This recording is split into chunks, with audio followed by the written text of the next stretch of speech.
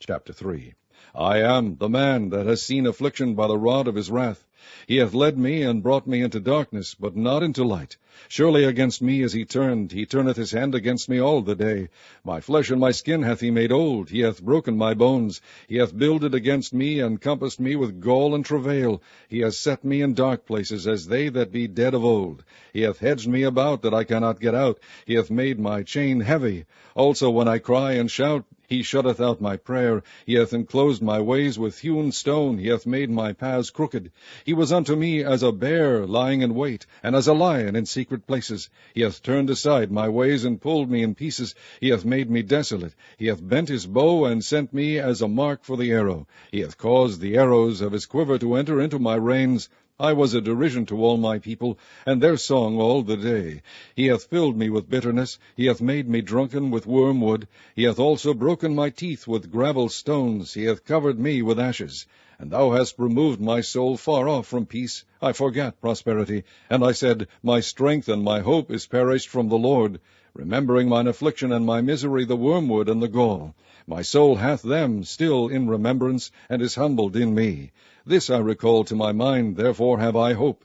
It is of the Lord's mercies that we are not consumed, because his compassions fail not. They are new every morning. Great is thy faithfulness.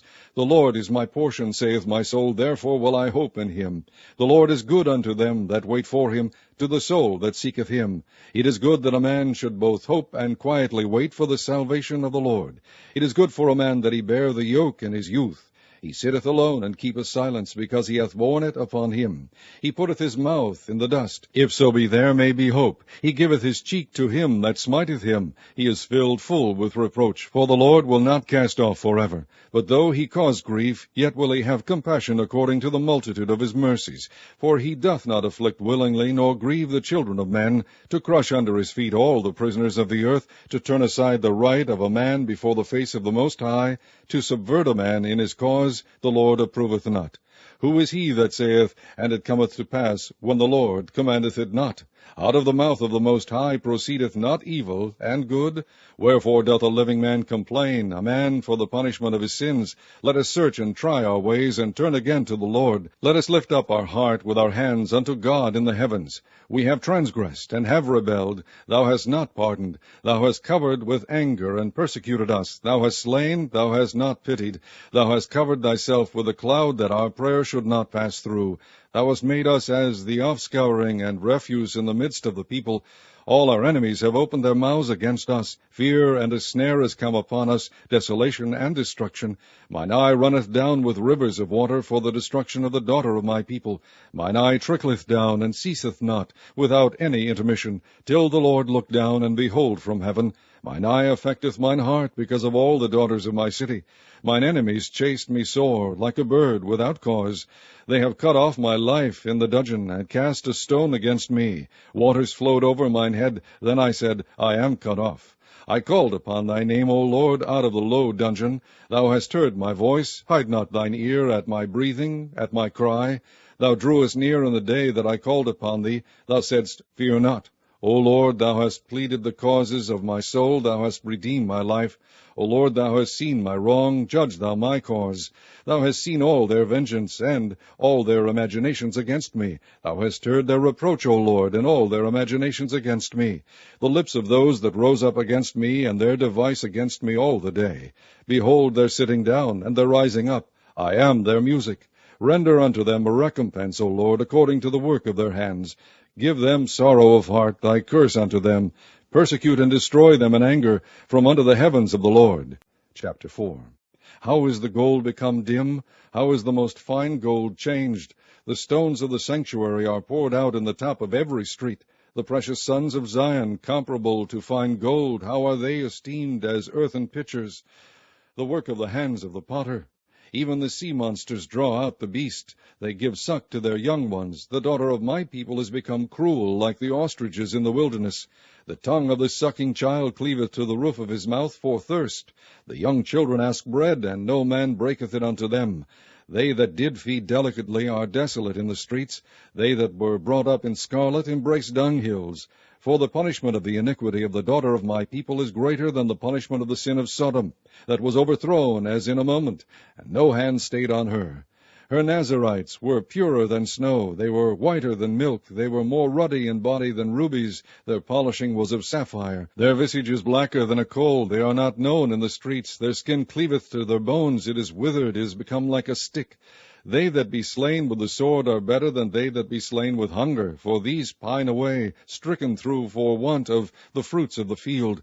The hands of the pitiful woman have sodden their own children. They were their meat in the destruction of the daughter of my people. The Lord hath accomplished his fury, he hath poured out his fierce anger, and hath kindled a fire in Zion, and it hath devoured the foundations thereof.